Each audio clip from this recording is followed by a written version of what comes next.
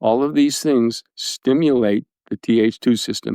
Okay, hi. This is my 10th post now on this series, An Epidemic of Autoimmune Diseases. What causes them? Can we prevent them? How can we diagnose them early? And what can we do to cure them? There's going to be a lot of posts on this, and eventually we get around to the curing and preventing thing. But right now, we're into looking at what's actually causing them. In the last post, I talked about the TH1, TH2 immune systems and how this plays a role.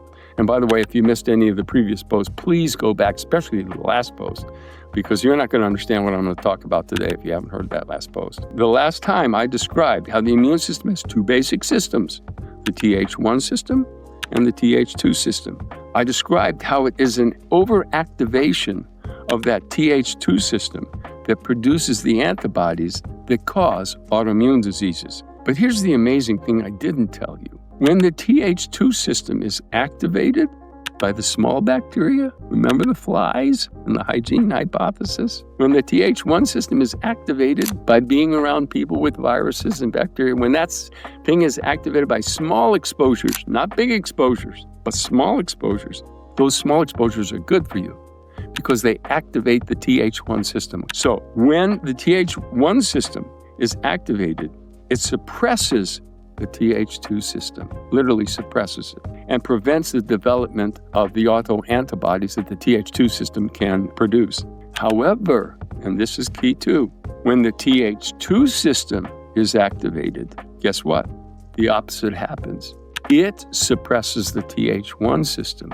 And when that happens, we're in some trouble. We're up for some trouble. Now, don't give up on me right now, because as you're soon going to see, and real quick like here, the understanding this relationship is incredibly important for all of us, not just for doctors. The bottom line to all this is that anything that stimulates the TH2 system is going to make us more vulnerable to autoimmune diseases. Okay, so the next question on your minds, I'm betting, is, okay, now tell me what stimulates the TH2 system, so I can avoid those things. Okay, you ready?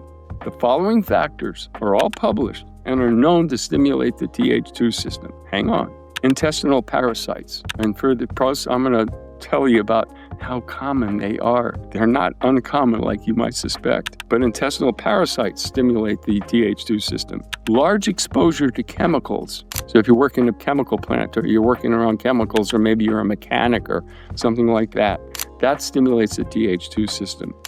Mold exposure, very common, especially in certain parts of the country, stimulate TH2 system. Allergies, so pollen, dust, all those kinds of things can stimulate the TH2 system. Bacteria and viruses in large amounts, and vaccines. All of these things stimulate the TH2 system when in higher amounts, like little tiny amounts. So if you're going out of your way in your lifestyle to avoid those kinds of exposures, fine, you're going to be just fine. Little amounts of the exposures are actually good for you. It's the large amounts of the exposures that are going to stimulate TH2 and lead you down the path towards autoimmune disease. So what vaccines stimulate the TH2 system? Are you ready? Every single one of them. There isn't one vaccine on the planet that doesn't work by stimulating the TH2 system. In fact, the definition of a good vaccine is how well it stimulates the TH2 system. Now, knowing this, the next question you might have is, does the autoimmune epidemic we're currently facing have anything to do with the incredible increase in the amount of vaccines that are now being promoted? And in my mind, the answer is absolutely yes. And I can say that for two reasons, and we're going to get into that with much more detail in later posts. But I can say that for two important reasons. Number one, we are seeing the increase in autoimmune diseases exactly parallel the ever-increasing use of vaccines. And number two, we know, for starters, that vaccines 100% of the time stimulate TH2 immunity, and TH2 immunity is a major cause for autoimmune diseases. So it kind of makes sense, but I'm going to get into some more specific evidence later on in one of my posts. But for now, just remember that besides vaccines, the other factors that can cause an overactivation of TH2 leading to autoimmune diseases are, like I said, the intestinal parasites, petrochemicals such as found in plastics and synthetic fibers. They're all over the place. in detergents and building materials, the house that I'm in right now, cosmetics, processed foods, pesticides, herbicides, mold exposures, allergies, bacteria, viruses. These things are all over the place. But all of those things stimulate the TH2 system besides the vaccines. So you can kind of sort of guess, if you want to stay away from autoimmune diseases, you're going to have to keep those things I just mentioned in very small amounts, okay?